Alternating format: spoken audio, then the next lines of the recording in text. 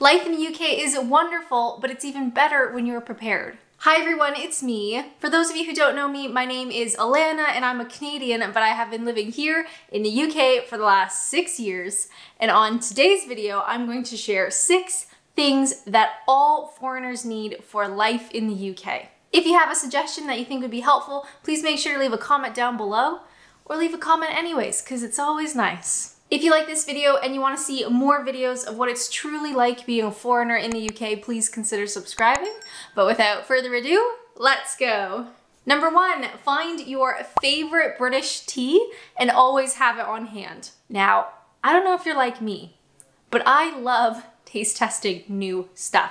I love it. There is so much in the UK. I'm still making my way through literally every food and drink item. There's a lot, but it is so much fun to taste test things here, and tea is a really important one to figure out pretty early on which one's your favorite. Now, I am not really a tea drinker, more of a coffee kind of person, but I did a video taste testing the most popular British tea brands, and I actually kind of surprised myself because I learned that I love Yorkshire.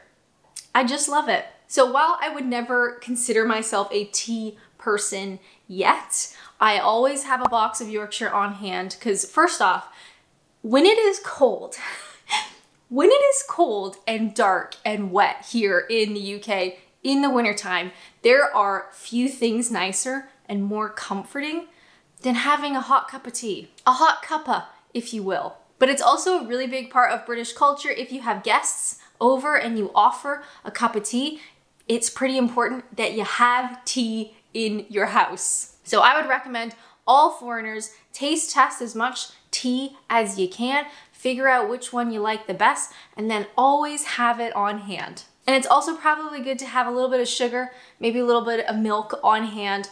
I don't know how much often you have guests over. I'm just saying. Number 2 of something all foreigners in the UK need, speaking very much from personal experience, I'm gonna say either a sad light, vitamin D3, or both. Now, I come from Canada.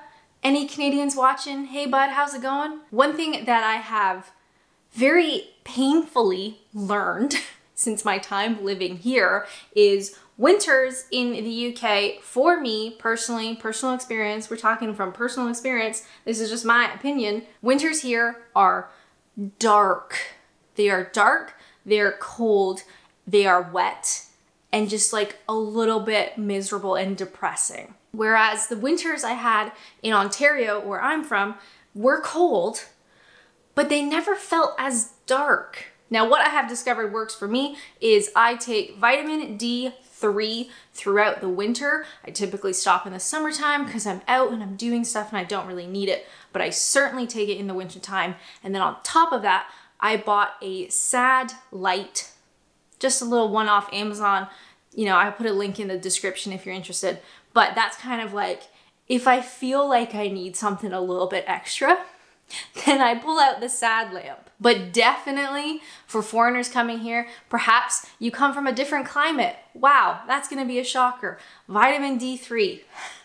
And then a Sad Lamp, you know, on top if you need a little extra. Now, number 3 on our list, I would really recommend looking into getting a English Heritage membership.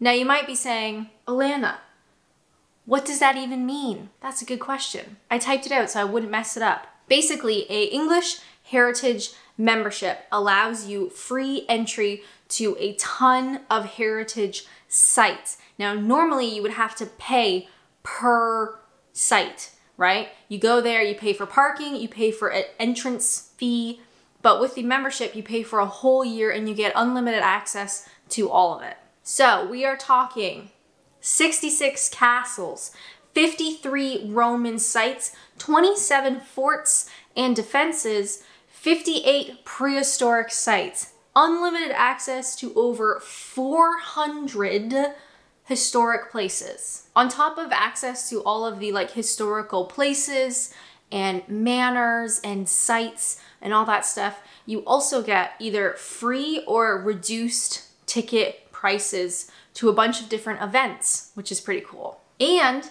you also get free parking, however, where the car park is owned by English Heritage, which I guess is not all the places, but a lot of them. So especially early on during your time here in the UK, whether you're staying long-term, short-term, whatever, I got to imagine that you're probably going to want to do some touristy stuff, visit some castles, some forts. Who doesn't want to do that?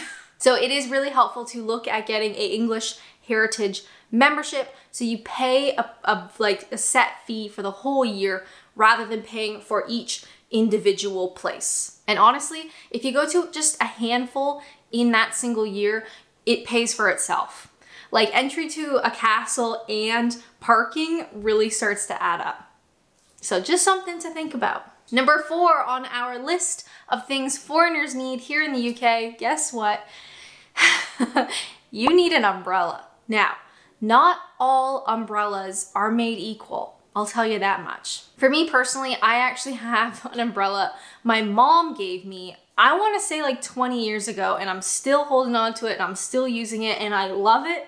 And let me tell you why. So rather than a full size, you know, long, like walking stick type umbrella, while they look very cool, they are such a hassle. So my umbrella is this small collapsible umbrella that fits in its own case. And I love it because there's been so many times where, say I get off the train, it's pouring. Take my little umbrella out of my bag, unfold it, pop it open, and I run to wherever I'm going, say a cafe. Well, I get to the cafe and now I got a soaked umbrella. And what you can do is collapse it on itself, put it back in the little case, zip it up, throw it in my bag.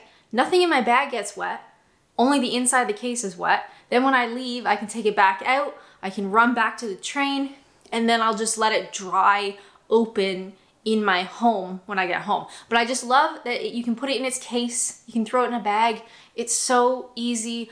Same if I'm like taking the bus and I'm like running to the bus stop with my umbrella, rather than having to like hold it wet on the bus, I could collapse it, put it in its case, put it in my bag. I love it, all right? I'm very passionate about this stupid umbrella. So while it doesn't rain every day in the UK like everybody talks about, it doesn't rain all that much, but it does rain very suddenly. So in my bag that I take everywhere, I always have my little umbrella. It's tiny, it's not heavy, it doesn't take up a lot of space, and I just always have it because quite frankly, sometimes you just don't know when you're gonna need it. Number 5 on our list of all British things foreigners need for here in the UK, that's a mouthful. What are we talking about? Rail cards. So a rail card is kind of like a membership, similar sort of idea. You pay for this card. I have one, but it's digital, so I don't actually have a physical card. It's on my phone, but you pay for, say, a year of this rail card. And then every time you purchase train tickets, you can then get a discount. Now, you can't get a discount on all tickets.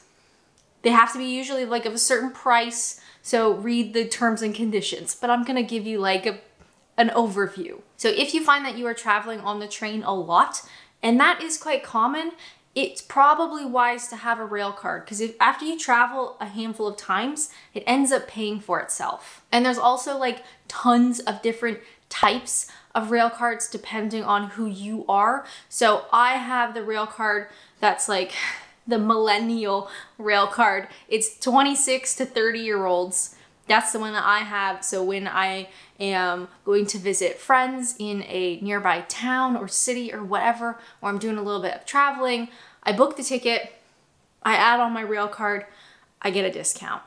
And it's just really helpful. Number 6, can you guess what it is? Probably not. A local. And let me explain. One of the best things about towns and villages and cities, but I'm more of like a village person, is the local pubs. Now, even if you don't drink a lot, the pub is so much of like a community space. It's a place to hang out and meet people and socialize and maybe even go and read a book. They're just truly wonderful. So what I would suggest is wherever you end up living, in a town or a village especially, find your local. Now it doesn't need to be the pub that is the closest. Sample around, see what they're like, pick which one you like the most, and then that can be your local. And if you go enough, you get to know everybody, get to know the landlady, the bartenders know what your drink is. It's just a really, I don't know, it's very comforting and it really makes you feel part of your town or village. It makes you feel part of the group. Saying that though, I think you should try as many different places as possible. Just like taste tests. Try everything.